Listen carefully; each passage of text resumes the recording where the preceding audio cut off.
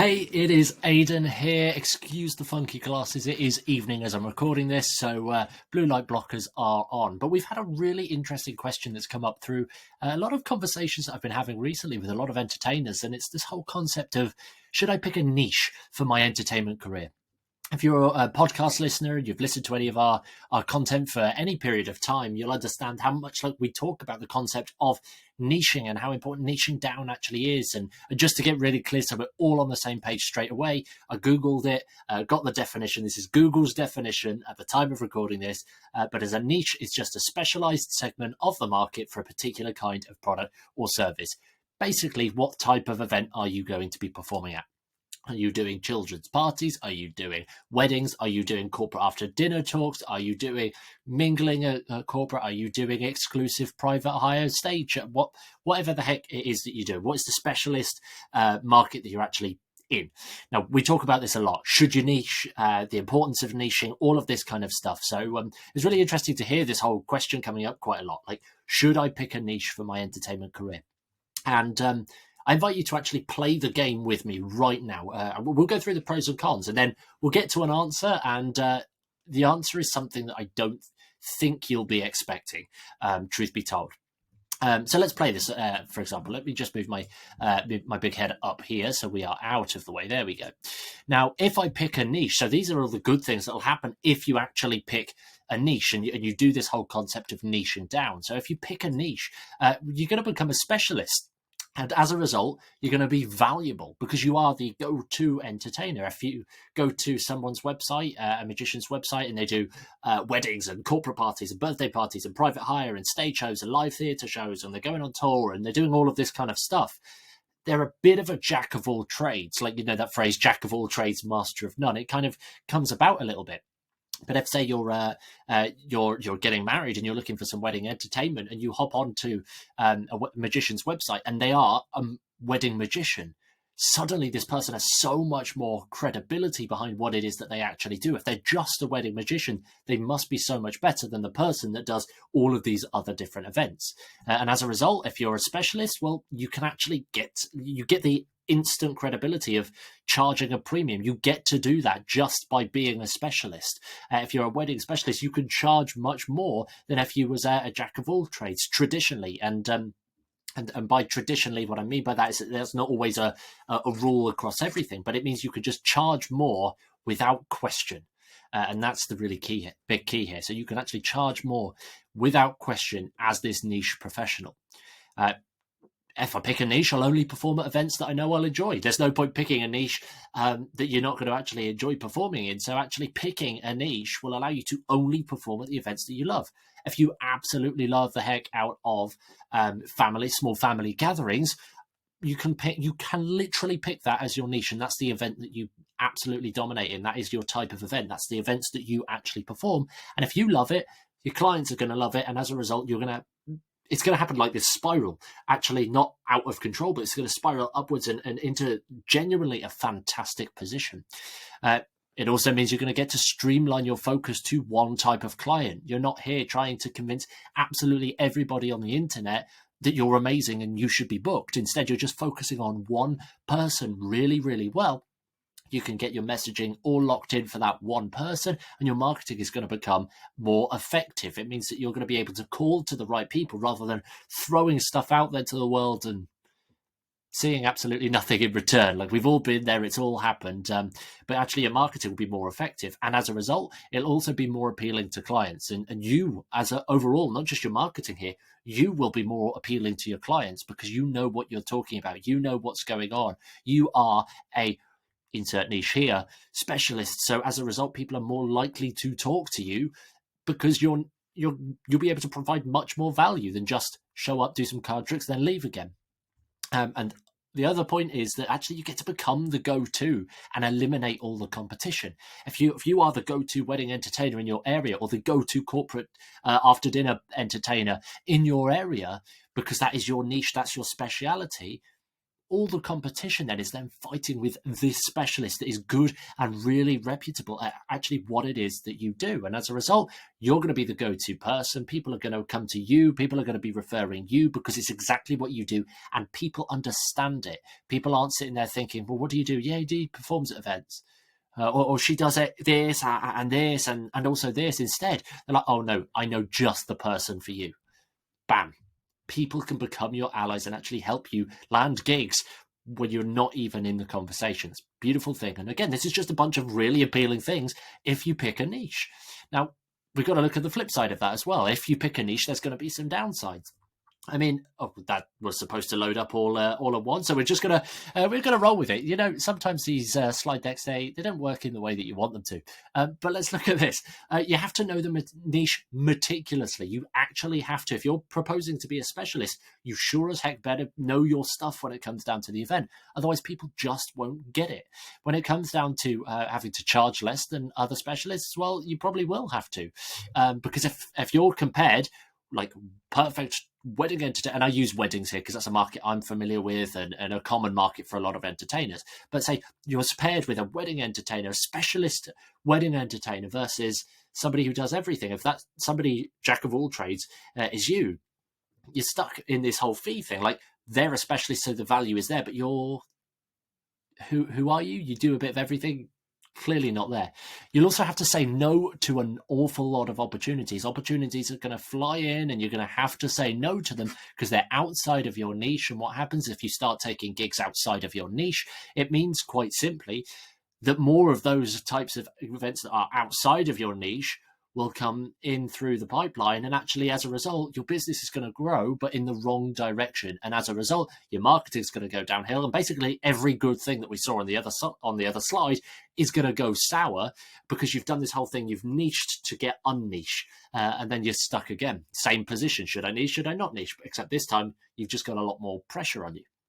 You'll also have to get stuck in sort of one type of event. You're going to feel like you're doing the day-to-day. Magic could potentially become a job because you're doing the same thing day in, day out, and you won't have as much event novelty. Actually, the events are going to feel very similar, even though every event, and I'm sure you can agree with this, like every event has its own novel, exciting experience. It's all amazing, but at the end of the day, a wedding's a wedding, even if it's very, very different. And a birthday party is the same as a birthday party, even though there's different people and everything might be a little bit different, but it's still a birthday party, and it can easily turn on that switch of job mode.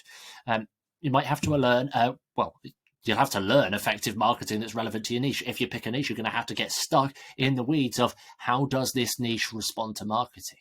How does this niche behave? What messaging calls to this niche? How do I layer up my marketing, my angles and everything, right? So that the niche actually pays attention to me and doesn't think I'm just clueless. So again, that actually having to know the niche meticulously, it goes straight on top here in the marketing, if anything, more urgently, which is for some people quite a scary prospect. And again, as we said earlier, you're going to invite those opportunities that you simply don't want.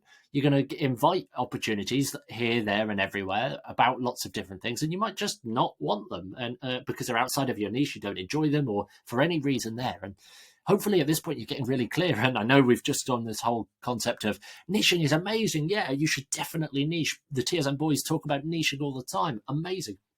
And now we've basically just gone and said, don't niche because of all of this stuff. So it's like we are stuck right now in terms of which path do we go down? Do we go down this right-hand path over here? Do we go down here and not niche and be stuck where we are right now? Or do we go down the left-hand path and do we actually niche? Do we go in the direction that allows us to be a specialist and all of that kind of stuff?